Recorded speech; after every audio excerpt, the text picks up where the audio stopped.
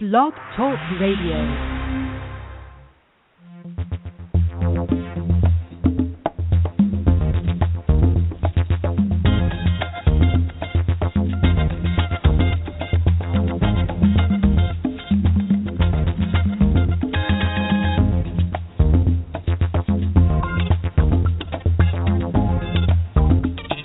Hello and welcome, everybody. 8 a.m. Eastern on the 4th day of February 2015. My gosh, 2015. You're still writing 14 on your checks. Change that to a 5. Well, just my little handy tip of the day. My name is Annette, Rochelle, Aben, and you are tuned into Attitude of Gratitude. It is the show that is live here on Blog Talk Radio every Wednesday at this time. And every Wednesday at this time when I welcome you in, I also do it with the absolutely fantastic musical accompaniment of award-winning artist David Martinka. I invite you to find his music at redbellymusic.com and sunshadows.net. We've got lots of great CDs, free downloads. Check it out. I hope you do. And I'm also glad that you check us out on social media. You can find this show under the Perspective Power Radio Network on blogtalkradio.com/Perspective Power, on Facebook.com/Perspective Power. And then we also have a YouTube channel under my name, Annette Rochelle Aben, where we have videos of our attitudes of gratitude. And we appreciate the shares, the likes, the follows, and the connects. So thank you, hello, and everybody. I just love it. Love it, love it, love it. In fact, Love That Attitude of Gratitude is the title of the show today. You know, there's a lot of things that go on in the world that we look at and go, I just don't love that. I don't like that. That is not me. Sorry. Change channel, move on, whatever. Yet, the one constant that I've noticed in my life that I can always say I love is gratitude, or the attitude of gratitude.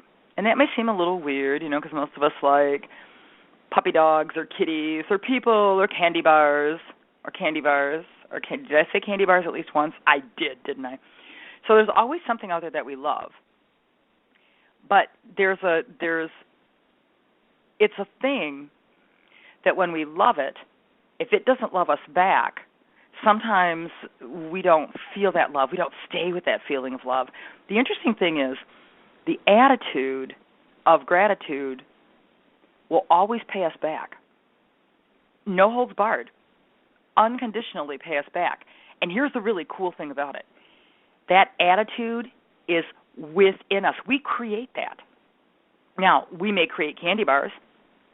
I know how to take cocoa powder and other ingredients and turn it into chocolate. It's not that hard to do. You just have to Google search it, and it'll come up and tell you. So I can make my own candy that I love, that's got all the right sweetening agents and ingredients that I enjoy, and I can say I love making candy, and I can say I love the candy that I make.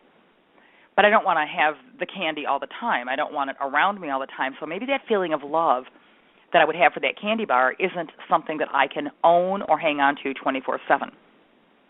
Why? Because I'm not eating the candy 24/7. But how can I keep that same love and that energy 24/7? Because that feeling is grand. I mean, the feeling of eating the candy bar is cool. But let's face it, if you're not in love with eating that candy bar at the moment, even eating that candy bar can seem tedious and boring. Have you ever eaten anything and not thought anything about it and later like, oh my gosh, look what I ate?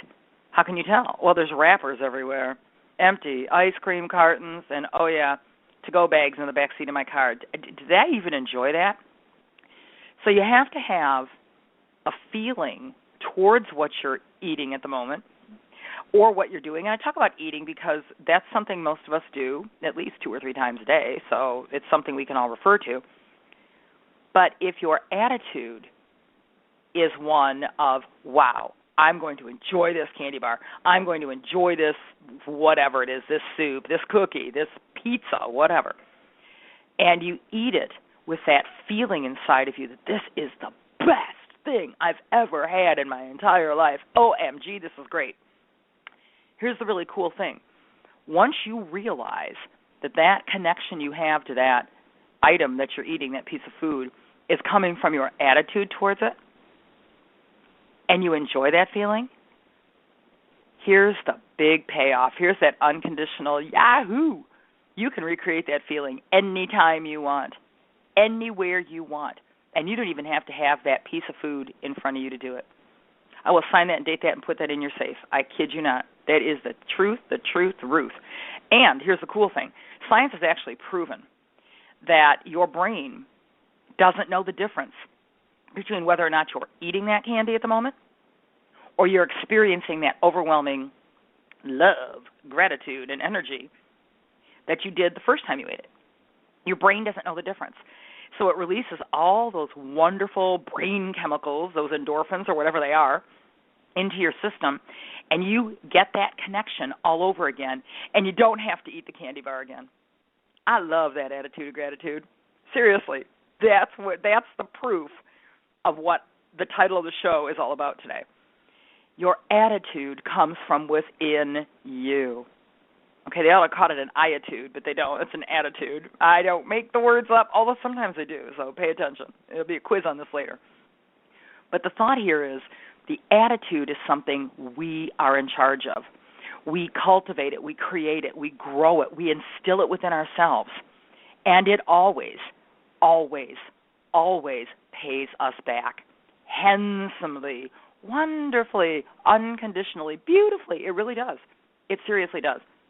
When you can find the gratitude in any situation, so now we're going to take you out of the thing that we enjoy doing, eating, and we put it into something else that we might not enjoy doing. Let's say, having a disagreement with a dear friend. Ever have one of those? I see hands popping up all over the place. Yes, we do. And I say disagreement, and it could take the form of just casual, no, I don't. Yes, you do. No, I don't. Yes, you do. I do. No, I don't. Yes, I do. To, no, I don't. And there could be head bobbing, and there could be finger pointing, and there could be voices being raised, and incredible passion and energy that goes into that discussion or even argument. You can call it whatever you like. When it's all said and done, there will be something that you can be grateful about for that connection. I can't tell you what it is because I'm not part of that connection. If I am part of that connection with you, I still can't tell you what you can find in it to be grateful for, simply because we create the attitude within ourselves. I can make suggestions. I can say, well, like, say you tell me about it. Tell me, hey, Annette, I had this situation the other day and da-da-da-da-da-da, and what do you think about that? Key is, what do I think about that? Attitude, love, gratitude, these are feelings. I can tell you what I think about it. I can give you my take, quote unquote, but that ownership of the attitude, that feeling of gratitude, that love, again, a feeling, that's got to come from within each and every one of us. So you, yay, this is your turn. This is what you get to do. Aren't you excited? Now you have a role, you have a job, you have a mission. You go, you. This is all about what we can do for ourselves. Costs absolutely nothing, not a dime, not a dime. It takes whatever time you want to put into it. The cool thing is, the really cool thing is, once you allow that feeling to come into you, that ownership of that attitude, and you start feeling that payoff right away, it is so cool because that shows you that you can do this. That shows you that you can create this. That shows you, right there, you. I'm pointing right at you. I'm like your Uncle Sam, just pointing right at you from that poster. You can do this. You own this. You've got this. And then anytime you need to, it might not be as easy each and every time to find out what you're grateful for about a situation or to cultivate that attitude. I can't promise you that it will be. But I can tell you that it gets easier. And I can also tell you that once you've done it, once you've cultivated that, once you've put that energy forward, something really awesome, getting back to that scientific brain stuff again, happens inside of you. And you're not necessarily aware of it. It's the pattern matching in the brain. I almost said the brain pattern matching, the same thing. Once your brain knows something to be a truth, it will recognize it like a homing device, and it will zero in on it. And you'll get that feeling of, oh, okay, that's logical. Oh, okay, that makes sense. Oh, okay, I get that. Which is why sometimes it's hard to tell yourself you've got it or it makes sense when things happen in your life and you don't have any control over them. Gee, that would be a lot of things in our lives, wouldn't it? I don't have any control over that. Most of the things we don't have any control over. I live in Michigan. We got 16.7 inches of snow the other day. Yep, good old Detroit, Michigan area. I'm not that far from Metro Airport, so when they measure the snowfall at the airport, you can pretty much guess that's what hit at my house.